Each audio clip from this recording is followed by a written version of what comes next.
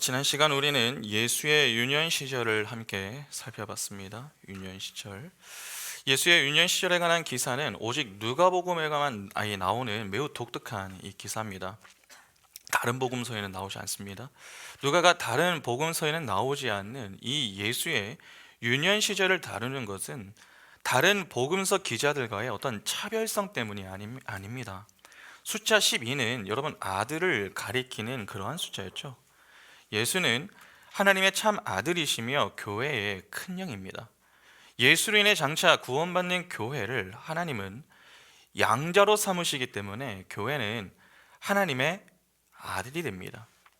그러면 자연스럽게 예수와는 어떤 관계가 되는 것입니까? 형제의 관계가 되는 것이죠. 그러니까 예수의 유년 시절 이야기는 곧 장차 예수로 인해 구원을 받을 교회가 어떻게 살아야 하는가 하는 것을 보여주는 그러한 내용인 것입니다. 또 그렇게 보는 것이 문맥과도 자연스럽다라고 하는 것을 다 확인했습니다. 누가가 예수의 유년 시절을 통해서 교훈하는 것은 바로 자람이었습니다. 자람. 예수께서 사명을 가지고 하나님과 사람들에게 사랑스럽게 잘하셨듯이 교회도 하나님이 허락하신 사명을 붙들고 점점 영적인 성숙과 이 성장을 이루어야 한다라고 하는 것을 이 예수의 유년 시절 이야기로 보여주는 것입니다. 여러분, 성도는 자라야 합니다. 그리스도 예수의 장성한 분량이 충만한 데까지 성도의 신앙은 끊임없이 성장하고 성숙해야 합니다. 가만히 있는다고 알아서 성장하는 것이 아닙니다. 육과 달리 영은 그냥 성장하지 않습니다. 영적 성장은요, 훈련이 필요합니다. 그래서 이를 위해서 하나님이 우리를 부르시는 곳, 그곳이 바로 말씀과 기도의 자리입니다. 그러니까 오늘 이 자리가 우리에게는 영적 성장과 성숙을 이룰 수 있는 이 매우 귀한 자리가 되는 것이죠. 이 자리에서 우리는 말씀을 통해서 하나님을 아는 지식을 가질 수 있는 것이며 스스로의 힘으로 성장할 수 없음을 잘 알기에 말씀을 붙들고 겸손히 하나님께 기도하게 되는 것입니다. 그렇게 말씀과 기도로 성도는 하나님만 소망하는 자로 조금씩 성장하며 하나님과 사람에게 사랑스러운 자들이 되어 가는 것입니다. 그 모습이 거룩함을 추구하는 형태로 나타나는 것인데 그것을 배우고 오라고 하나님이 우리에게 이 땅의 인생을 허락하신 것입니다. 그렇다면 우리가 이 땅에서 정말 열심을 내야 할 일이 무엇입니까? 말씀을 가까이 하고 기도하며 하나님이 보내신 자 예수 그리스도를 믿는 일입니다. 그것이 바로 하나님의 일임을 아시고 오늘도 그 일에 여러분 최선을 다하시기 바랍니다. 자, 드디어 2장을 마치고 3장으로 넘어왔습니다. 1장과 2장이 세례 요한과 예수의 수태고지 및 출생 그리고 유년 시절의 이야기라면 여러분 3장부터는요 두 사람의 본격적인 사역에 관한 이야기가 나옵니다. 순서는 늘 세례 요한의 이야기가 먼저 나오고 이후에 예수의 이야기가 나왔죠. 그래서 3장 역시 세례 요한의 이야기로 시작을 합니다. 오늘 본문은 세례 요한이 사역을 하던 때의 배경을 소개하는 그러한 장면입니다. 2장과 3장은 여러분 한 장 차이지만 시대적인 간격은 상당합니다. 누가복음 2장 1절을 보시면 이렇게 말씀합니다. 그때 가이사 아구스토가 영을 내려 천하로 다 호적하라 하였으니. 자, 본절을 보면은 가이사 아구스도가 등장을 합니다. 그런데 오늘 보면 1절을 보면 어떻습니까? 1절에 디베레오 황제가 통치한 지 15해 곧 본디오 빌라도가 유대의 총독으로 헤롯이 갈릴리의 분봉왕으로 그 동생 빌립이 이두레와 드라고닛 지방의 분봉왕으로 루사니아가 아빌레네의 분봉왕으로. 디베레오 황제가 나오죠. 여러분 로마의 황제가 바뀐 것입니다.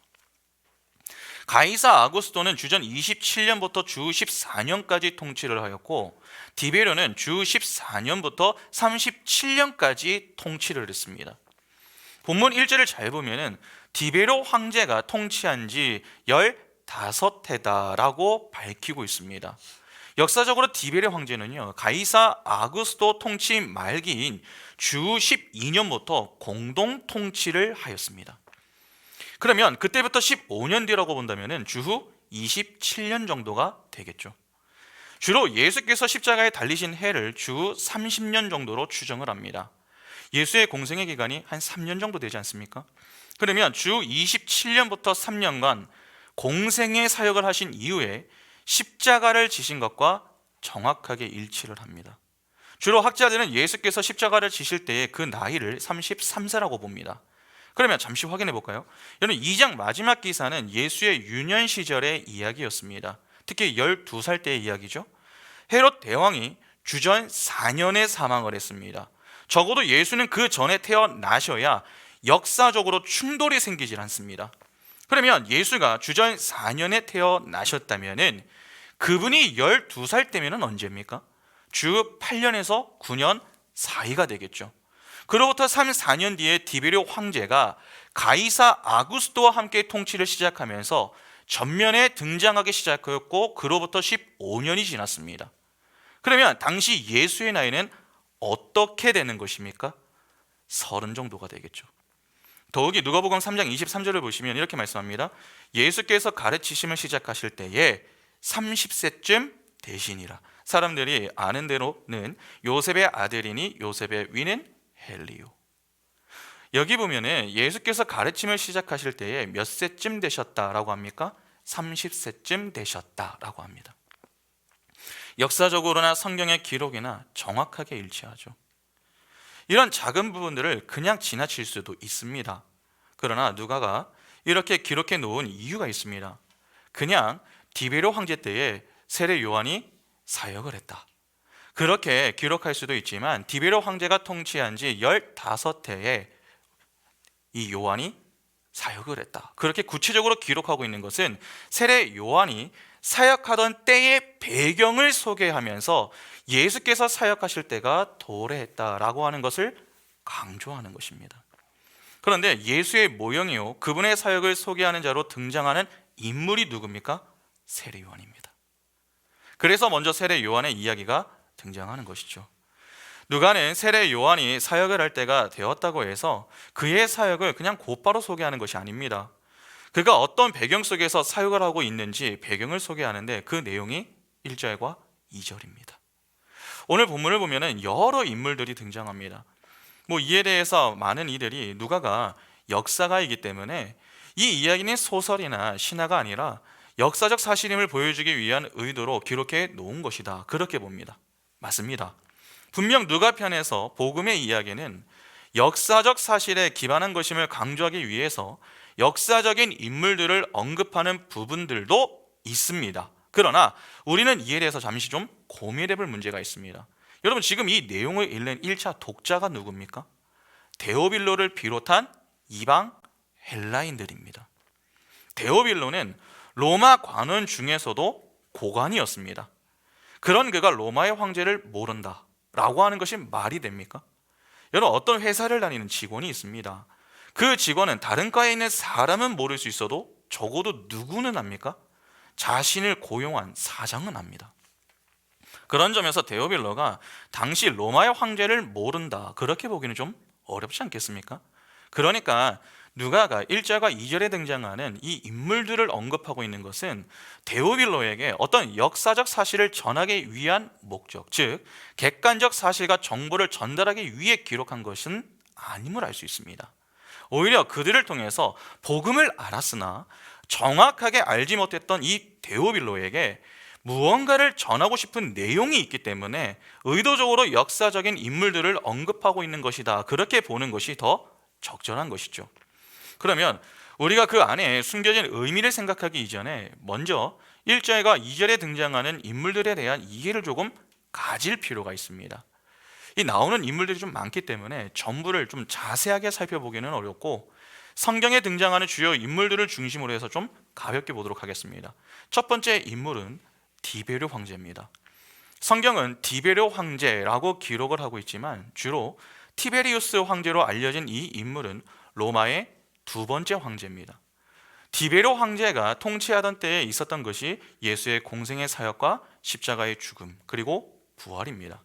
그러니까 상당히 중요한 인물 중에 한 사람이 바로 이 디베르죠. 시오노 나나미가 쓴 로마인 이야기책을 여러분 읽어보시면은 로마 제국은 카이사르가 기획하였고 아우구스투스가 구축하였으며 티베리우스가 반석처럼 다져놓았다라고 하는 내용이 있습니다. 디베리오 황제는 새로운 정치를 하지는 않았습니다. 그는 군사와 행정의 효율성을 높이기 위해서 여러 개혁을 단행하면서 정치적 안정을 추구했습니다. 그런데 통치가 진행이 될수록 스스로 고립이 되었고 점차 불안정해지기 시작했습니다. 그래서 이 정적을 처형하는 데에 주저하지 않으면서 통치 후에는 정치적인 긴장감을 초래했죠. 그래서 초기와 달리 말년으로 갈수록 독재적인 통치를 강화했었던 인물이 바로 이 디베료 황제입니다. 대부분의 황제가 그러했듯이 디베료도요, 동전에 자신의 얼굴을 넣었습니다. 마태복음 22장 19절부터 21절 보시면 세금 낼 돈을 내게 보이라 하시니 데나리온 하나를 가져왔거늘 예수께서 말씀하시되 이 형상과 이 글이 누구의 것이냐 이르되 가이사의 것이니이다. 이에 이르시되 그런즉 가이사의 것은 가이사에게 하나님의 것은 하나님께 바치라 하시니. 여기에 나오는 가이사가 디베료입니다. 이건 디베료 황제의 얼굴이 새겨진 화폐를 사용한 것이죠. 역사적으로 그는 신격화를 거부했다라고 하지만 동전에 자신의 얼굴을 새겼던 것은 그 역시 신격화하는 인물이었음을 간접적으로 보여주는 내용이 됩니다. 디베료 다음에 나오는 인물은 빌라도입니다. 잘 아시죠? 사실 우리에게 가장 친숙한 인물이 바로 이 빌라도입니다.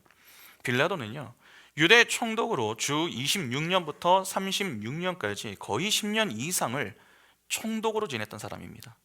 빌라도가 다른 총독들과 여러분 차이가 나는 점이 있습니다. 역대 이 총독들을 잠시 한번 보겠습니다. 패드 한번 좀 넘겨주시겠습니까? 보이시나요? 이건 유대 총독 명단인데요. 여기 보시면은 첫 번째 이 총독이 코포니우스입니다.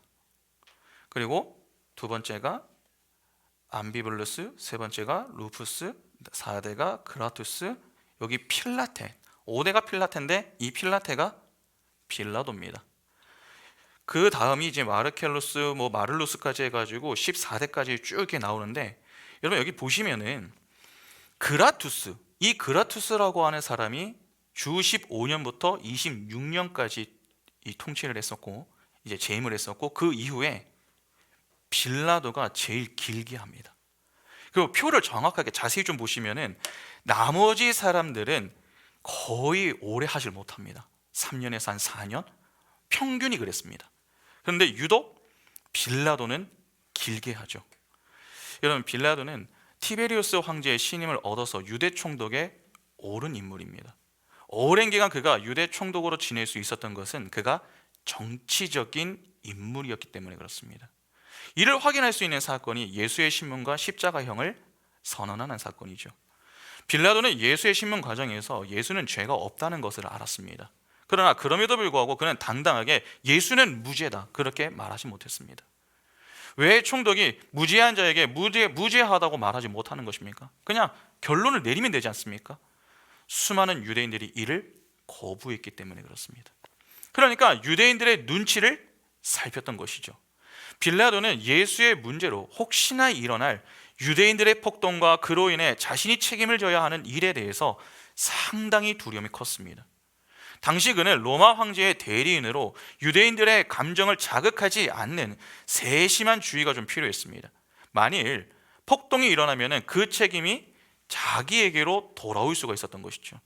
평소 유대인들의 종교적 신념을 존중하지 않고 로마의 통치력을 앞세우는 정책으로 많은 마찰이 있었으나 폭동과 그로 인해 자신의 자리가 위협을 받을 수 있다라고 하는 이 위기 앞에서 그는 자신의 뜻을 철회했습니다. 그러니까 자기 자신의 자리를 보존하기 위해서 얼마든지 불의와 타협할 수 있는 자, 정치적인 계산이 빨랐던 인물이 바로 빌라도였던 것이죠. 세 번째 인물은 헤롯입니다. 여기서 말하는 헤롯은 헤롯 안디바입니다. 그는 갈릴리와 베레아 지역의 분봉왕으로 주 4년에서 39년까지 통치를 했었던 인물입니다. 그래서 1절에 헤롯 뒤에 갈릴리의 분봉왕이라고 나오는 것이죠. 그는 로마 황제 디베료를 기리기 위해서 디베랴 도시를 건설하였고 이복 형제 빌립의 아내 헤로디아와 결혼을 하여서 요한의 책망을 받습니다. 그래서 이후에 이 요한을 죽이는 인물로 성경에 등장을 하죠. 그리고 헤롯 안디바는 예수와도 관련이 있습니다. 마태복음 14장 1절과 2절 보시면 그때 분봉왕 헤롯이 예수의 소문을 듣고 그 신하들에게 이르되 이는 세례 요한이라 그가 죽은 자 가운데서 살아났으니 그러므로 이런 능력이 그 속에서 역사하는도다 하더라. 예수의 소식을 듣고 두려워했었던 자, 그 자가 바로 헤롯 안디바였습니다. 그리고 누가복음 13장 32절을 보시면은 이르시되 너희는 가서 저 여우에게 이르되 오늘과 내일은 내가 귀신을 쫓아내며 병을 고치다가 제3일에는 완전하여 지리라 하라. 예수께서 헤롯 안디바를 뭐라고 부릅니까? 여우라고 부릅니다. 그리고 누가복음 23장 6절부터 12절 보시면 빌라도가 듣고 그가 갈릴리 사람이냐 물어 헤롯의 관할에 속한 줄을 알고 헤롯에게 보내니 그때 헤롯이 예루살렘에 있더라. 헤롯이 예수를 보고 매우 기뻐하니 이는 그의 소문을 들었으므로 보고자 한지 오래였고 또한 무엇이나 이적 행하심을 볼까 바랐던 영고로라. 여러 말로 물으나 아무 말도 대답하지 아니하시니 대제사장들과 서기관들이 서서 힘써 고발하더라. 헤롯이 그 군인들과 함께 예수를 업신여기며 희롱하고 빛난 옷을 입혀 빌라도에게 돌아보내니 헤롯과 빌라도가 전에는 원수였으나 당일에 서로 친구가 되니라. 예수께서 신문을 받으시는 장면인데 여기에 등장하는 헤롯이 바로 헤롯 안디바입니다. 헤롯 안디바는 우유부단한 성격을 가지고 있었습니다. 결단력이었고 믿는 바를 관철하려고 하는 열정이 부족했습니다. 정의나 진리를 바로 세우지 못하고 주변 사람들의 이 감언 이설에 시달려 있죠. 그리고 그는 욕망에 이끌리는 대로 살았습니다. 이 형제의 아내를 취하는 모습 자체가 정상은 아니지 않습니까?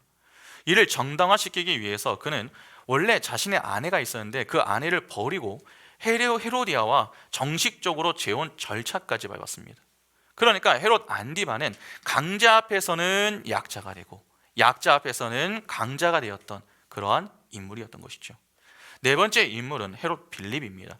그는 갈릴리 호수 북동쪽에 위치한 이두레하고 드라고니스의 지방을 물려받아서 주전 4년부터 주 34년까지 통치를 했습니다. 그가 다스린 이 자들은 비유대인들로 구성이 되어 있었는데 그는 야심이 별로 없었고 강교하지도 않았습니다. 가이사랴 빌립보를 건축하고 온건하고 평화스럽게 다스렸던 자였고 나름 이 백성들에게 존경도 받았습니다.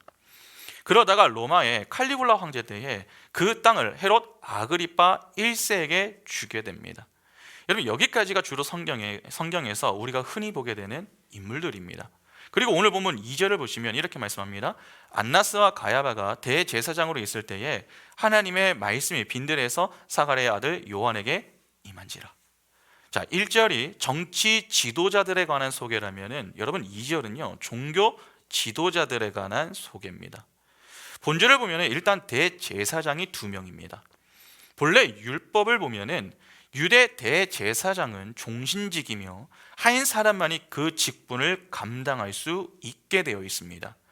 그러나 로마가 지배하면서 이것이 딱 깨지게 되죠.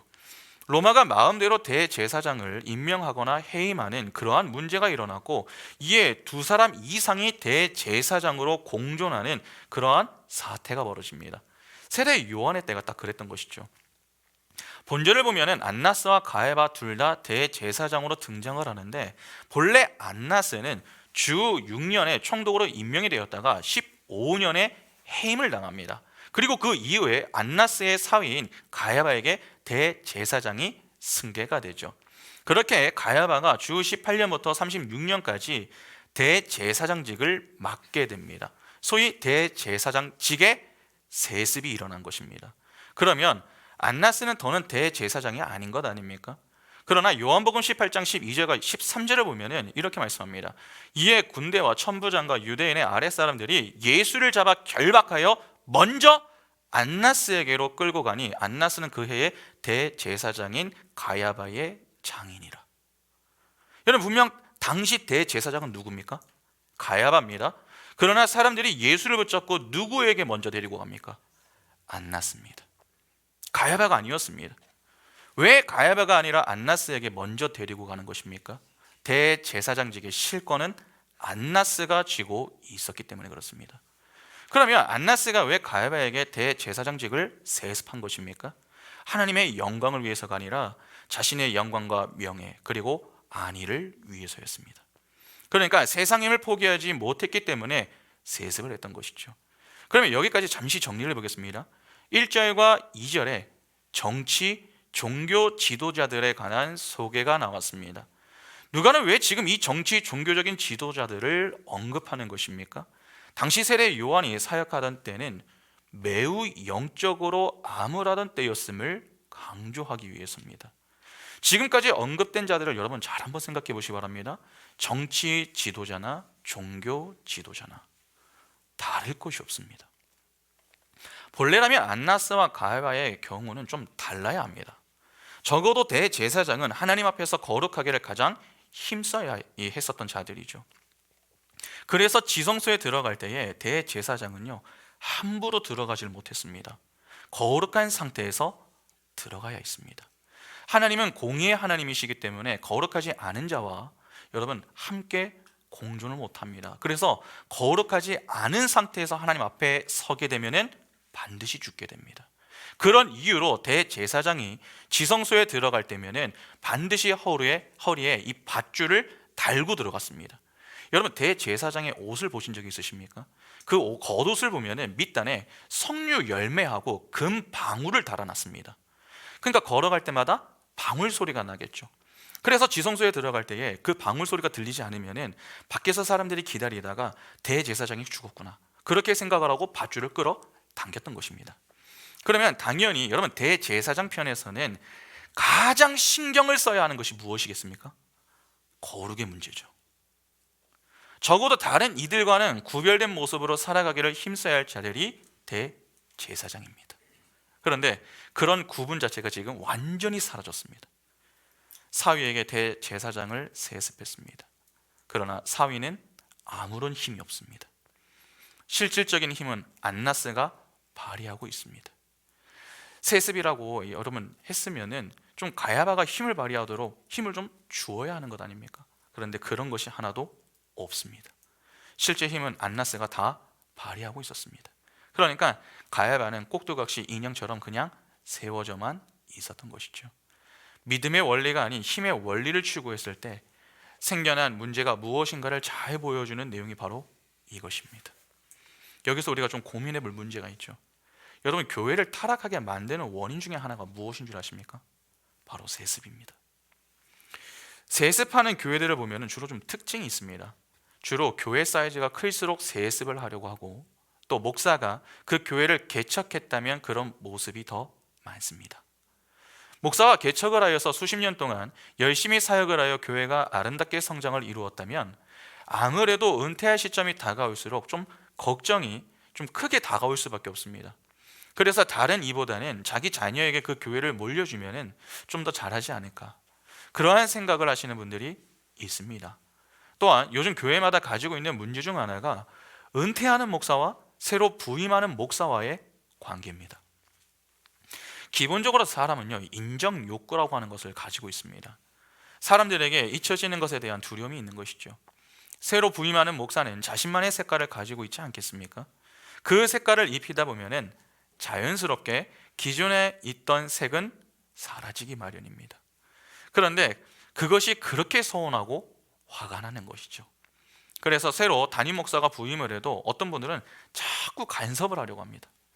그렇게 마찰이 생기고 갈등이 생겨나 결국 교회에서 나가는 그러한 문제들이 좀 있다 보니 요즘은 담임 목사가 돼도 교회를 신경 쓰는 것도 있지만 은퇴한 목사와의 관계에도 상당히 신경을 써야 하는 그러한 상황입니다. 그러니까 이러한 문제들이 있다 보니 어떻게 생각을 하는 것입니까?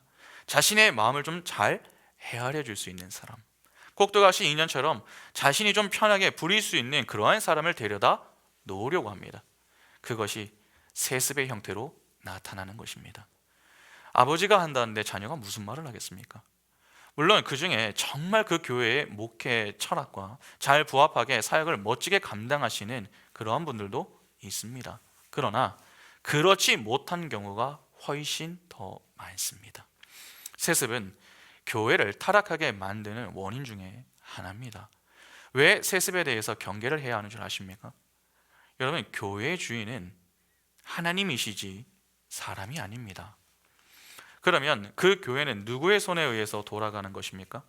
하나님의 손에 의해서 돌아가는 것이죠. 인생의 흥망성쇠가 하나님의 손에 달려 있는 것입니다. 교회도 똑같습니다. 교회는 사람의 경영과 생존 본능으로 돌아가는 곳이 아닙니다. 하나님의 말씀으로 생존하고 돌아가는 곳입니다. 그러면 그것이 확실한 사실이라면 교회는 어떻게 해야 하는 것입니까? 하나님의 선하신 뜻을 따라 믿음으로 순종하며 걸어갈 수 있어야 하는 것이죠. 분명 마치 공든탑이 한순간 무너지게 되는 것은 아닐지 그러한 두려운 마음이 들 수는 있습니다. 그러나 교회는 내 것이 아닌 하나님의 것임을 믿고 내 때에 하나님이 풍성한 은혜로 끝까지 자신의 목회와 그 교회를 붙드셨듯이 이제는 그 다음 사람이 하나님의 은혜를 따라서 사역을 잘 감당할 수 있도록 또 그때에도 하나님의 은혜로 교회가 든든하고 바르게 세워져 갈 수 있도록 믿음으로 맡겨야 하는 것입니다. 은퇴 전까지는 앞에서 열심히 사역을 감당했다면 은퇴 이후에는 뒤에서 열심히 후임자가 지혜롭게 사역을 잘 감당할 수 있도록 기도의 후원자가 되어줄 수 있어야 한다는 것입니다. 그러나 믿지 못하고 자꾸 자신이 전면에 나서려고 하는 것은 하나님이 하실 일에 대한 믿음 없음을 스스로 인정하는 꼴이 되는 것입니다. 그래서 요즘 어떤 분들은 그냥 교회에서 이제 은퇴를 하게 되면은 아예 다른 지역으로 옮겨가시는 그러한 분들도 있습니다. 분명 지혜가 필요합니다. 아무리 열심히 살아도 마지막 순간 무너질 수 있는 존재가 인간입니다. 그만큼 인간은 연약합니다. 때문에 우리는 열심히 살되 마지막까지 열심히 살 수 있기를 위해서 기도해야 합니다. 누구나 처음은 잘할 수 있습니다.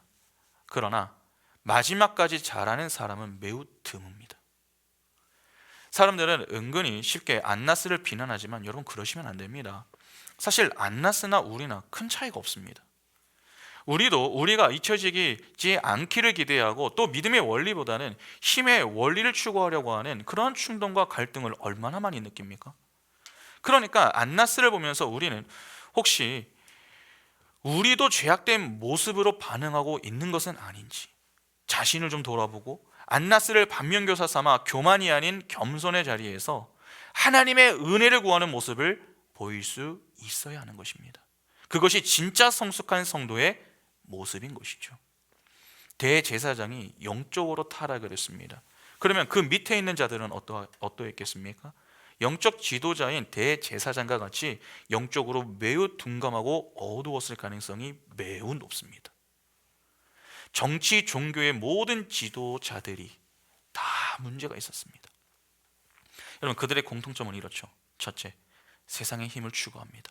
둘째, 자기 부인을 하지 못합니다. 자기 자랑만 하는 것이죠. 셋째, 이기적입니다. 이타적이지 못합니다. 넷째, 자신이 왕입니다. 하나님을 왕으로 인정치 않습니다. 다섯째, 교만합니다. 겸손하지가 못하죠. 세상적으로 보면 1, 2절에 등장하는 자들은 사람들 위에 군림하는 자들입니다. 소위 떵떵거리며 사는 자들이죠. 그들은 인기 있는 자들, 사람들의 칭송을 받는 그러한 자들이었습니다. 또 부러움의 대상이었죠. 그런데 이와 대조를 이루는 인물로 뒤에 요한이 등장합니다. 디베료, 빌라도, 헤롯, 빌립, 안나스, 갈바 등은 사람들이 많은 곳에서 호화롭게 지내는 자들의 대표로 등장을 하는데 요한은 그들과는 대척점에 해당하는 빈들에서 지내는 자로 등장을 합니다. 세상의 눈으로 보면 요한은 별로 인정받지 못하는 자로 지금 등장을 하는 것입니다. 지금 이 그림을 여러분 잘 보셔야 됩니다. 누가는 세상의 화려함을 대표하는 이들과 세상의 초라함을 대표하는 요한을 대조시키고 있습니다. 그런데 요한에 대해서 누가의 소개를 조금 유의해서 보시기 바랍니다. 누가는 그냥 요한이 빈들에 있었다라고 하는 것이 아니죠. 그 빈들에서 하나님의 말씀을 받았다고 합니다. 하나님의 말씀이 임했다라고 하는 것은 구약에 나타나는 통념적 패턴입니다. 그러니까 요한의 등장은 구약의 성취임을 보여주는 것입니다. 열왕기상 17장 2절 보시면 여호와의 말씀이 엘리야에게 임하여 이르시되, 열왕기상 17장 8절에 여호와의 말씀이 엘리야에게 임하여 이르시되, 열왕기상 18장 1절도 보겠습니다. 많은 날이 지나고 제3년에 여호와의 말씀이 엘리야에게 임하여 이르시되 너는 가서 아합에게 보이라. 내가 비를 지면에 내리리라. 누구에게 말씀이 임했다. 이것은 주로 구약의 선지자들에게 사용이 되던 표현입니다. 그 표현이 지금 요한에게 그대로 사용이 되고 있는 것이죠. 이는 세례 요한이 구약과 신약을 이어주는 가교의 역할을 하는 인물임을 보여주는 것입니다. 그러니까 구약의 마지막 선지자, 즉 구약을 닫는 인물로 세례 요한이 등장을 하는 것이고, 신약을 여는 인물로 예수가 등장을 하는 것입니다. 그런데 여기서 우리가 조금 주목해야 할 것이 있습니다. 여러분, 여기 2절에 사용이 된 말씀이라고 번역이 된 이 헬라어 단어는 로고스가 아닙니다. 레마입니다. 레마와 로고스는 번갈아 가면서 사용이 되죠. 그러나 약간의 차이가 있습니다. 로고스는 진리를 가리키기는 하지만 그 자체가 진리는 아닙니다. 그러니까 로고스는 그릇이라는 의미가 강하고, 레마는 진리 자체를 가리킵니다. 로고스라고 하는 것은 레마를 담은 그릇입니다. 그렇게 보시면 됩니다. 문자를 진리인 것처럼 그대로 해석하여 읽게 되면은 그냥 로고스에 머무는 것이고, 그 안에 있는 진리를 알아야 레마로 읽는 것입니다. 성도는 로고스를 읽거나 들으면서 레마로 받아들이게 되는 것이고, 같은 로고스를 읽으면서도 그것을 문자 그대로 이해하는 자들도 있습니다. 그런데 많은 경우에 여러분, 전자보다는요 후자의 경우가 많습니다. 같은 말씀을 들어도 깨닫지 못하는 자들이 훨씬 많다는 것이죠.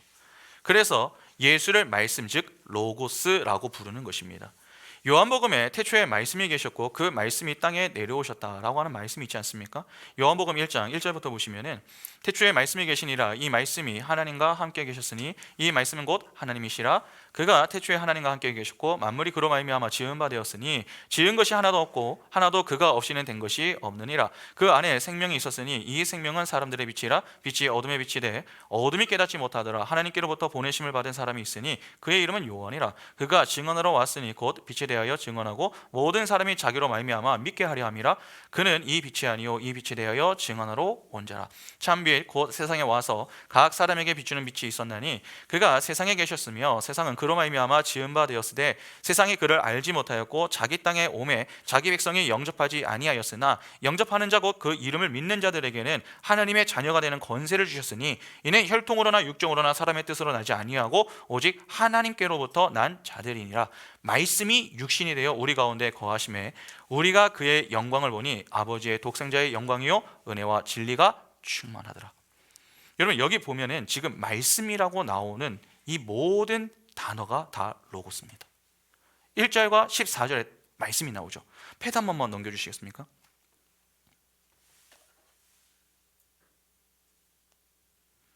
지금 방금 읽은 요한복음 1장 1절하고 14절에 말씀이라는 단어들이 나옵니다. 태초에 말씀이 계시니라. 말씀이 하나님과 함께 계셨으니 이 말씀은 곧 하나님이시라. 근데 헬라 원문으로 보면 다 뭡니까? 로고스입니다. 그리고 14절도 말씀이 나오는데 여기서도 나오는 말씀이 로고스입니다. 그러니까 요한복음 지금 나오는 1장에 나오는 모든 말씀은 로고스입니다. 레마가 아닙니다. 그런데 그분은 레마입니다. 진리 그 자체이시잖아요. 그런데 눈과 귀가 열리지 않은 사람들에게 예수는 레마가 아닙니다. 그냥 로고스로만 보입니다. 그릇으로만 보인다는 것이죠. 그릇에 담긴 내용물들을 못 봅니다. 쉽게 말해서 예수를 진리로 못 본다는 것이죠. 예수의 공생의 시절에 예수를 따르던 이들 중에 누군가는 예수를 영적 메시아로 깨달아서 믿고 영접하는 이들이 있는 반면에 누군가는 예수를 정치, 군사, 경제적 메시아로 여기는 이들이 있었죠. 그러면 예수를 영적 메시아로 깨달은 이들은 그분을 여러분 무엇으로 본 것입니까? 예수를 레마로 본 것입니다. 그러니까 로고스라는 그 그릇 안에 담긴 레마, 즉 진리를 본 것입니다. 그러나 로고스 그 자체만 본 자들은 예수를 따라 다니는 제자로는 지냈어도 그들의 꿈이 무너지면은 예수를 떠나거나 예수에게 붕괴하여 그를 죽이려고 달려들었습니다. 그러니까 예수를 로고스로만 보는 자와 예수를 레마로 보는 자는 분명한 차이가 있는 것입니다. 요한복음 12장 46절부터 48절 보시면 나는 빛으로 세상에 왔나니 물은 나를 믿는 자로 어둠에 거하지 않게 하려 함이로다. 사람이 내 말을 듣고 지키지 아니할지로도 내가 그를 심판하지 아니하노라. 내가 온 것은 세상을 심판하려 함이 아니요 세상을 구원하려 함이로라. 나를 저버리고 내 말을 받지 아니하는 자를 심판할 이가 있으니 곧 내가 한 그 말이 마지막 날에 그를 심판하리라. 여기 로고스와 레마가 정확하게 구별되어서 쓰입니다. 47절의 내 말은 레마입니다. 진리의 말씀 그 자체입니다. 그 레마를 진짜 아들로 들은, 말씀으로 들은 자는 그 말을 받아들여 그것을 어떤 행위로 내놓지 않아도 심판을 당하지 않습니다. 그래서 거기에 레마가 쓰인 것입니다. 여러분, 레마는요, 지키는 게 아닙니다. 존재의 선언입니다. 그런데 48절을 보면 내 말을 받지 않은 자는 심판을 받는다라고 합니다. 여기서 받다라고 번역이 된 단어가 주어지다라고 하는 의미입니다. 레마는 하나님의 은혜의 선물로 주어지는 것입니다. 때문에 레마가 주어지지 않은 자들은 무슨 행위를 내어놓아도 심판을 받는다는 뜻이죠. 다시 말해서 예수의 말씀이 레마로 주어지지 않은 자들은 심판을 받게 된다는 것입니다. 그러니까 하나님의 은혜를 입지 못한 자들은 예수가 하신 말씀이 레마가 아닌 로고스로만 이해가 되는 것입니다. 그런 자들은 율법을 들으면 전부 법으로만 이해를 합니다. 그래서 그 법을 지켜 어떻게든 의로운 행위를 내놓으려고 하죠. 왜냐하면 불안하기 때문에 그렇습니다. 그것은 레마가 없는 것입니다. 그러나 레마로 듣는 자들은 어떻습니까? 무엇을 내놓지 못해도 크게 불안해하지 않습니다. 여러분, 오늘 우리는 어떻습니까? 교회를 다니는 분들 가운데 은근히 레마가 빠진 로고스만 갖고 계신 분들이 많죠. 그래서 말씀을 들으면 자꾸 어떤 행위를 내놓으려고 합니다. 말씀을 열심히 읽으려고 합니다. 기도도 빠지지 않고 하려고 합니다. 헌금 생활과 교회 봉사에 게으르지 않으려고 합니다. 그러한 것들을 열심히 할 때에는 불안함을 느끼지 않습니다. 그런데 주중에 바쁜 일로 조금 성경을 읽지 못하거나 내가 조금 기도하지 못하면, 경제적으로 좀 어려워서 전만큼 헌금을 하지 못하고 교회에서 봉사를 제대로 하지 못한다고 느낄 때면은 불안함을 느낍니다. 그래서 하기는 하는데 그 속에 기쁨은 없습니다. 왜 그럴까요? 레마가 없기 때문에 그렇습니다. 레마가 있는 자들은 내가 무엇을 얼마나 하나님 앞에 내놓을 수 있는가로 고민하지 않습니다. 내가 하나님의 자녀라는 사실과 사랑하는 아버지를 위하여 무언가를 할 수 있다고 하는 그 사실에 감사하죠. 여러분, 자녀가 부모에게 무언가 꼭 큰 것을 해야만 부모가 기뻐합니까? 샤넬백을 사가지고 오지 않으면 어머니가 밥을 안 해줍니까? 제네시스 차 한 대 뽑아주지 않으면 아버지가 화를 냅니까? 여러분, 그런 부모는 없습니다. 자녀가 부모를 생각하며 감사하는 마음으로 손편지 하나 써서 가져와도 무한 감동을 받고 감격의 눈물을 흘리는 존재가 부모입니다. 왜 부모가 기뻐하는 것입니까? 자녀가 가져온 편지가 마음에 들어서가 아니라 자신을 생각하는 자녀의 마음과 그 존재에 대한 고마움 때문입니다. 그러면 자녀가 신경을 써야 하는 것이 무엇입니까? 내가 부모의 자녀라는 존재를 신경 쓰는 것이죠. 그것이 분명하다면 그 자녀는 부모를 위해 무엇을 드려도 걱정하지 않습니다. 기쁨과 감사함으로 드리죠. 그러니까 내가 좋은 것을 드릴 수 있어서 감사한 것이 아니라 내가 내 부모에게 무언가를 해드릴 수 있다고 하는 것에 감사하는 것입니다. 그것이 레마를 가지고 있는 자들의 특징입니다. 그러니까 방금 읽은 요한복음의 내용에 내가 레마를 주지 않은 자들은 내가 그 말, 즉 레마를 로고스로 담아준 그 말을 근거하여 심판받게 된다라고 하는 말인 것이죠. 표피적으로 이해한 그 로고스, 즉 그릇이 그릇을 심판하는 근거가 되는 것입니다. 성경을 열심히 법으로 지켜서 나중에 그것으로 심판을 받는다는 그러한 이야기입니다. 마태복음 7장 22절과 23절을 보시기 바랍니다. 그날에 많은 사람이 나더러 이르되 주여, 주여, 우리가 주의 이름으로 선지자 노릇하며 주의 이름으로 귀신을 쫓아내며 주의 이름으로 많은 권능을 행하지 아니하였나이까 하리니, 그때 내가 그들에게 밝히 말하되 내가 너희를 도무지 알지 못하니 불법을 행하는 자들아 내게서 떠나가라 하리라. 딱 이 내용입니다. 성경을 열심히 법으로 지켰습니다. 선지자 노릇도 하고 귀신도 쫓아냈고 주의 이름으로 많은 권능을 행했습니다. 그런데 주님은 그런 그들을 향해서 뭐라고 말씀하십니까? 내가 너희를 도무지 알지 못하니 내게서 떠나가라. 그렇게 말씀하십니다. 왜 주께서 이렇게 냉정하게 그들을 외면하시는 것입니까?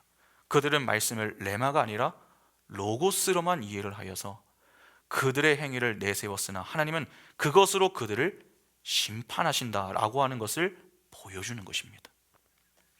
그래서 그 위에 나오는 말씀이 무엇입니까? 마태복음 7장 21절에 나더러 주여 주여 하는 자마다 다 천국에 들어갈 것이 아니요 다만 하늘에 계신 내 아버지의 뜻대로 행하는 자라야 들어가리라. 그러니까 중요한 게 뭡니까? 율법을 지켰느냐 하는 것이 아닙니다. 말씀을 레마로 보느냐 아니면 로고스로 보느냐, 그게 더 중요합니다. 말씀을 레마가 아닌 로고스로만 봐서 율법을 지키면은 그 지킨 율법으로 우리는 하나님의 칭찬을 받는 것이 아니라 그것으로 심판을 받는다는 사실을 정확하게 아셔야 됩니다. 여러분, 요한복음 1장에 예수는 이 세상에 레마로 오셨다고 말씀하지 않았습니다. 로고스로 오셨다고 했습니다. 똑같이 말씀인데 하나님은 예수를 레마로 보지 못하는 자들, 즉 하나님이 레마로 선물을 주지 않은 자들을 전부 죽여 버리기 위해서 예수를 로고스로 보내시는 것입니다. 그래서 대부분 예수를 믿는다고 하는 자들이 성경을 레마가 아니라 로고스로 봅니다. 그러나 그들은 그 로고스에 의해서 심판을 받습니다. 내 말에 의해 심판을 받는다는 것이죠.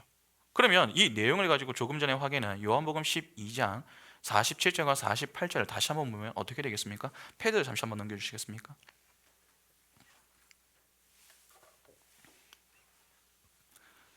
이렇게 되겠죠. 사람이 내 말, 요게 레마입니다. 레마. 내 말을 듣고 지키지 아니할지라도 내가 그를 심판하지 아니하노라. 내가 온 것은 세상을 심판하려 함이 아니요 세상을 구원하려 함이로다. 나를 저버리고 내 말, 레마죠 이것도, 아니하는, 주어지지 않은 자를 심판할 이가 있으니 곧 내가 한 그 말, 여기서는 로고스입니다. 마지막 날에 그를 심판하리라. 이렇게 되는 것입니다. 그러면 이 내용을 가지고 오늘 본문으로 돌아와 보시기 바랍니다. 여러분, 빈들에 있는 요한에게 말씀이 임했습니다. 그런데 그 말씀은 진리 그 자체라고 했습니다. 그러니까 요한에게 임한 것은 진리의 말씀이 주어진 것이죠. 이는 아무에게나 주어지는 것이 아닙니다. 하나님의 은혜로 주어지는 것입니다. 그러면 결국 하나님의 은혜를 입어 진리를 받은 자가 누구라는 말입니까? 요한이라는 것입니다. 이 사실이 여러분 상당히 중요합니다. 사실 누가가 정말 이야기하고 싶었던 이야기가 바로 이겁니다. 1절과 2절에 수많은 정치, 종교 지도자들이 등장을 합니다. 사람들은 그런 자들이 해도 무엇을 할 수 있다, 그렇게 여깁니다. 왜냐하면 그들이 이 땅에서 성공한 자들이란 인식을 가지고 있기 때문이죠. 그러나 하나님의 말씀은 누구에게 임합니까? 세상에서 소위 잘 나가는 성공한 자들에게 임하는 것이 아닙니다. 세상에서는 인정받지 못하는 인생인 요한에게 임했습니다. 왜 요한에게 하나님의 말씀이 임한 것입니까? 그가 하나님의 택한 백성이기 때문입니다. 그러니까 중요한 것은 하나님의 은혜를 입은 자가 누구인가? 세상에서 성공한 자가 아니라 태초부터 구원하기로 작정한 자기 백성이다. 이걸 보여주는 것입니다. 그 사실을 강조하기 위해서 누가가 표현한 것을 한번 보시기 바랍니다. 여러분, 2절을 보면은 누가가 뭐라고 합니까? 하나님의 말씀이 빈들에게 사가랴의 아들 요한에게 임했다고 하죠. 세례 요한에게 말씀이 임했다, 그렇게 말씀하지 않았습니다. 사가랴의 아들 요한이라고 표현했습니다. 여러분, 사가랴가 누굽니까? 하나님의 택한 백성이죠. 사가랴란 이름의 뜻을 기억하십니까? 하나님이 기억하신다. 하나님이 누구를 기억하십니까? 자기 백성을 기억하십니다. 우리가 지금 창세기를 공부하면서 노아의 홍수 심판을 살펴보고 있는데 그 사건을 한번 생각해 보시기 바랍니다. 하나님이 창조한 모든 것들을 홍수로 심판하셨습니다. 그런데 그 자리에서 누구만 건짐을 받았습니까?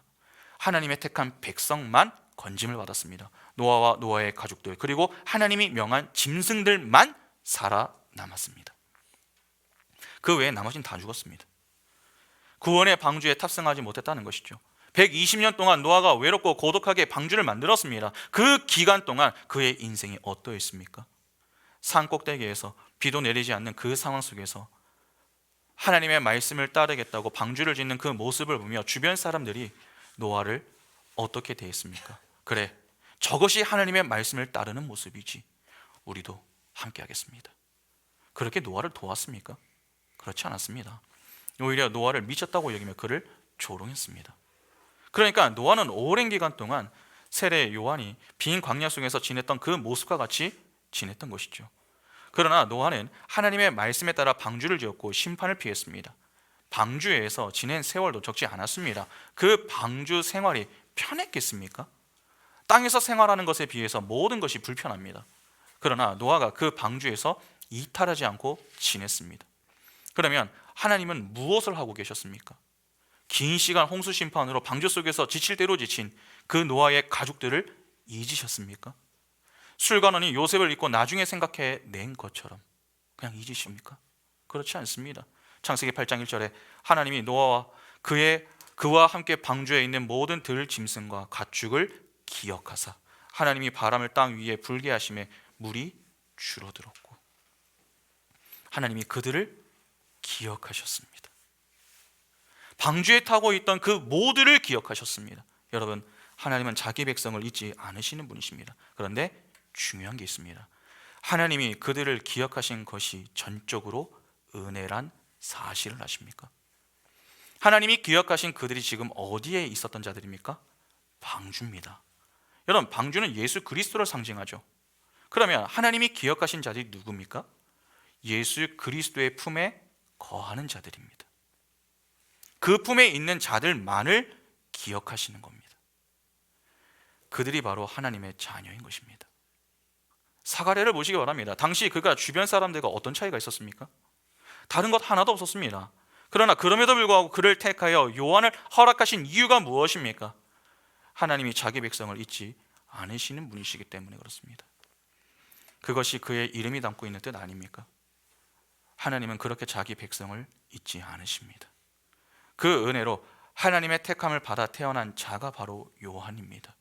그러면 요한은 어떤 인물입니까? 하나님이 기억하시는 자요, 하나님의 은혜를 입은 자입니다. 달리 말해서 하나님의 택한 백성이다라고 하는 것이죠. 그 택한 백성에게 풍성하게 부어주시는 것이 바로 하나님의 은혜 아닙니까? 그 은혜로 주어지게 된 것, 그것이 말씀입니다. 진리, 레마. 누가가 이야기하고 싶었던 이야기가 바로 이겁니다. 1, 2절에 등장하는 다수에 비하면 2절 하반절에 등장하는 요한은 아무런 힘이 없는 자입니다. 이 대조를 통해서 우리에게 물어보고 싶은 거죠. 누가 더 부럽냐? 그렇게 말입니다. 세상의 힘을 추구하는 자들 편에서는 앞에 나오는 이들이 부러울 수 있습니다. 그래도 돈은 있어야지, 힘이 있어야지, 명예가 있어야지, 인기가 있어야지, 그렇게 생각하며 살 수 있습니다. 그러나 누가는 진짜 부러워해야 할 자는 따로 있음을 강조하는 것입니다. 바로 하나님의 말씀을 받은 요한이다 하는 것입니다. 이 대조를 잘 이해하셔야 됩니다.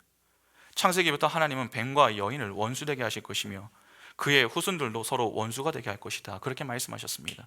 그것이 창세기 3장 15절 말씀이죠. 원시복음 이후로 두 계보로 갈라져 이어졌습니다. 뱀의 후손이 아니면 여인의 후손입니다. 그런데 역사를 보면 항상 다수였던 쪽은 여인의 후손이 아니라 뱀의 후손이었습니다. 가인과 셋의 후손만 비교해봐도 딱 그렇지 않습니까? 또 잘 사는 쪽 역시 가인의 후손이었습니다. 셋의 후손은 늘 소수였고 죽임을 당하였습니다. 그래서 끊어질 듯 말 듯한 이 아슬아슬한 그러한 모습을 보이며 지냈죠. 실제 뱀의 후손은 여인의 후손을 끊어 놓으려고 했습니다. 그것이 가인이 동생 아벨을 죽이는 그러한 사건으로 나타났죠. 그러나 끊어질 것 같은 그러한 위기의 순간들마다 뒤에 반전이 기다리고 있었습니다. 끊어지게 만들려고 하면은 하나님은 끊어지지 않도록 그 뒤에 또 다른 계획을 세우셔서 하나님이 하신 약속이 신실하게 성취되도록 열심히 일하셨습니다. 그런 하나님의 열심과 은혜로 하나님은 자기 백성을 기억하셔서 생명이 이어지게 하신 것입니다. 그것이 오늘 본문에 하나님의 말씀이 임하는 내용으로 나오는 것입니다. 하나님은 자기 백성에게 참 생명을 주시기 위하여 허락하시는 것, 여러분 그것이 바로 말씀입니다. 진리죠. 그 진리 속에 생명이 있습니다. 진리는 누굽니까? 예수 그리스도입니다. 요한복음 14장 6절에 예수께서 이르시되 내가 곧 길이요 진리요 생명이니 나로 말미암지 않고는 아버지께로 올 자가 없느니라. 그렇죠? 예수가 진리다, 그렇게 말씀하십니다. 그런데 그 진리이신 예수가 소유하고 계신 것이 무엇입니까? 요한복음 20장 30절부터 31절에 예수께서 제자들 앞에서 이 책에 기록되지 아니한 다른 표적도 많이 행하셨으나 오직 이것을 기록함은 너희로 예수께서 하나님의 아들 그리스도이심을 믿게 하려 함이요 또 너희로 믿고 그 이름을 힘입어 생명을 얻게 하려 함이니라. 바로 생명입니다. 그래서 하나님이 자기 백성에게 요구하신 일은 딱 하나입니다. 요한복음 6장 28절과 29절에 그들이 묻되 우리가 어떻게 하여야 하나님의 일을 하오리까? 예수께서 대답하여 이르시되 하나님께서 보내신 일을 믿는 것이 하나님의 일이니라 하시니. 무엇입니까? 하나님이 보내신 자 진리신 예수 그리스도를 믿는 것입니다. 그 일을 하게 하시기 위해 하나님이 자기 백성에게 허락하신 은혜의 방편이 말씀과 기도입니다. 그래서 성도는 말씀과 기도에만 열심을 내면 된다고 하는 것입니다. 여러분 착각하시면 안 됩니다. 말씀은 얻어내는 것이 아닙니다. 오늘 본문은 요한이 말씀을 얻어냈다고 표현하지 않았습니다. 말씀이 임했다고 표현했습니다. 여러분 말씀은요 임하는 것입니다. 내가 노력해서 얻는 보상이 아닙니다. 말씀은 은혜로 임하는 것입니다. 그러면 그 은혜가 누구에게 임하는 것입니까? 하나님이 기억하시는 하나님의 택한 백성에게 임하는 것입니다. 그 택한 백성에게 주어지는 것이 바로 말씀입니다. 하나님이 일방적인 은혜로 자기 백성을 위하여 부지런히 일하시는 그 결과로 그 말씀이 임하는 것이며 그 말씀으로 인하여 진리 속에 담긴 생명을 소유하고 누리며 살아갈 수 있는 것입니다. 빈들에서 사는 요한을 보면 할 수 있는 것이 하나도 없어 보이죠. 그러나 그 빈들에서 요한이 받은 것이 하나님의 말씀입니다. 누가 부러우세요? 세상에서 권세를 잡고 떵떵거리는 자들입니까? 아닙니다. 진리를 받아 생명을 소유한 요한입니다. 그러니까 세상을 부러워할 필요가 없음을 교훈하는 것이죠. 여러분 지금 누가는 우리가 요한을 부러워해야 한다 하는 것을 말하고 싶은 게 아닙니다. 오히려 너희가 요한이다. 진짜 복을 받은 자들이 너희다. 그러니까 세상을 부러워하지 말아라. 그것을 이야기하는 것입니다. 하나님의 택함을 입은 요한에게 하나님의 말씀이 임했습니다. 빈들에서 그는 자기 부인을 하며 광야에 외치는 자의 인생을 살았습니다. 세상은 그를 인정치 않았지만 하나님은 그를 존귀하게 여기셨습니다. 그 인생과 같이 하나님은 오늘 우리를 그렇게 대하고 계시다는 것입니다. 세례 요한을 여러분 부러워하지 마십시오. 나도 세례 요한이 되어야지. 아닙니다. 우리가 요한입니다. 우리에게 동일한 은혜로 하나님이 우리를 기억하고 계시고 그분의 일방적인 열심과 은혜로 우리에게 말씀을 허락하고 계십니다. 빈들에서 산다라고 하는 것은 정말 아무것도 아닙니다. 우리는 어디에서 사느냐를 따져 물을 자들이 아니라 누구와 함께 사는가를 따져 물어야 할 자들입니다. 세상의 모든 것을 다 가져도 여러분 하나님을 잃으면 다 잃는 것입니다. 그러나 하나님을 얻으면 다 가진 것이나 다름이 없습니다. 생명 없는 가짜를 추구하지 마시고 진짜 생명인 진리의 말씀을 사모하시기 바랍니다. 하나님이 그 진리의 말씀을 허락하시기 위하여 오늘 우리를 말씀과 기도의 자리로 인도하고 계십니다. 그 인도하심 앞에 우리는 어떻게 반응하고 있습니까? 정말 여러분 이 자리가 복된 자리임을 알고 계십니까? 이 자리가 정말 생명의 자리인 것을 알고 계십니까? 하나님의 말씀이 빈들에서 사가랴의 아들 요한에게 임한 것처럼 하나님의 말씀이 자기 부인을 하며 살아가는 하나님의 자녀인 우리에게 임하고 있습니다. 생명을 소유하여 누리는 우리가 여러분 신경을 써야 할 것은 허락하신 생명을 잃어버리지 않는 것입니다. 엉뚱한 생명을 추구하지 마시고 진짜 생명을 주기 위해 날마다 말씀이 임하는 빈들로 우리를 부르실 때에 그 부르심에 믿음으로 반응하여 말씀으로 충만해지시기 바랍니다. 하나님의 말씀이 임해야 하나님을 알 수 있습니다. 하나님을 알아야 하나님을 바르게 믿을 수 있습니다. 하나님을 바르게 믿어야 하나님의 일을 할 수 있습니다. 오늘 우리에게 하나님의 말씀이 로고스가 아닌 레마로 임하여 그 말씀으로 충만해질 수 있기를 바랍니다. 그래야 말씀의 풍성함으로 하나님을 바르게 알고 믿어 하나님께만 영광 돌리는 복된 인생이 바로 우리 모두의 인생이 다 될 수 있기를 간절히 소망합니다. 함께 찬양하겠습니다.